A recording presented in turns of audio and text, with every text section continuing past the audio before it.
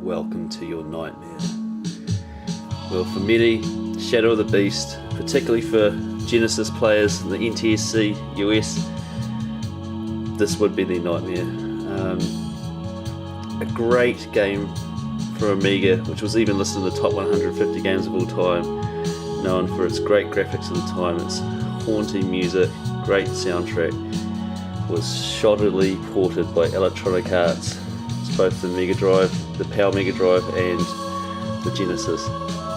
Now it's particularly notorious due to this port as one of the hardest games ever, because it was designed to have a 50 Hz refresh rate, but when it was ported to the 60 Hz NTSC version, Electronic Arts didn't adjust the time each frame stayed on the screen, so what it turns out to be ridiculously fast, which obviously the hit detection was a nightmare, almost made the game impossible to play, literally.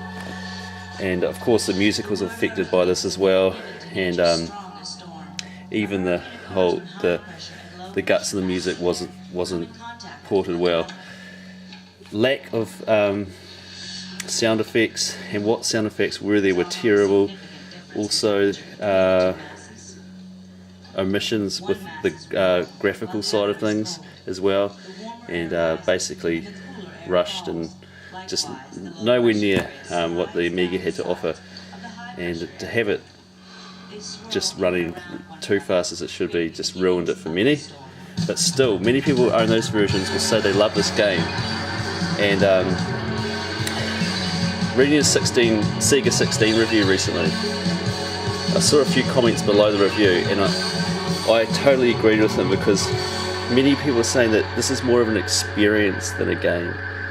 And even though it's almost impossible, people will do the invincibility cheat and play through it because it's got a magic about it still.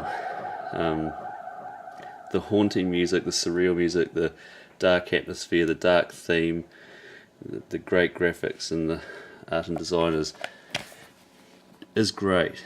And it's just a pity that Electronic Arts stuffed it up. But as a fan of the game, I was pretty heartened to read that the Japanese version was published by another company who saw all these glaring faults, and I think Psygnosis took it out of Electronic's hands and just gave it to someone else, which is great. And subsequently went looking for it, but I couldn't find it. It seems to be quite rare, and never see them on eBay, etc.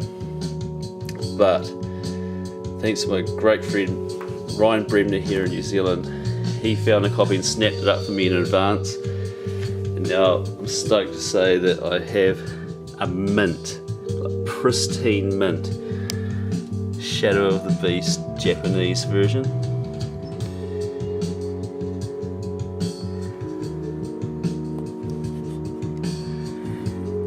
Released by Victor. Now these people were the people responsible for porting the original Mega game to the PC Engine, and they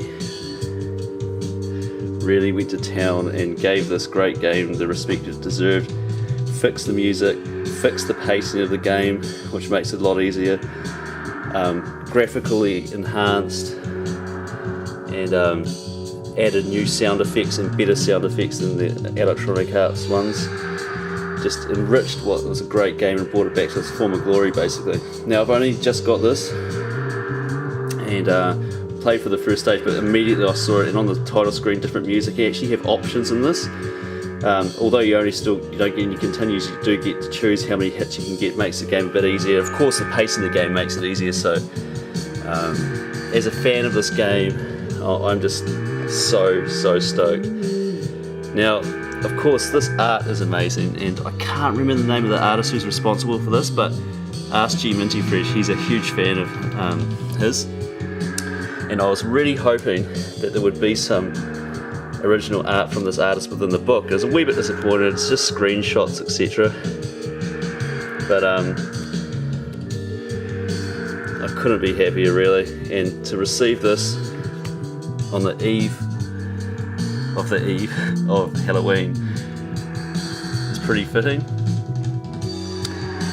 as it's a great game, and a great addition to the collection. So happy Halloween, guys, and take it easy.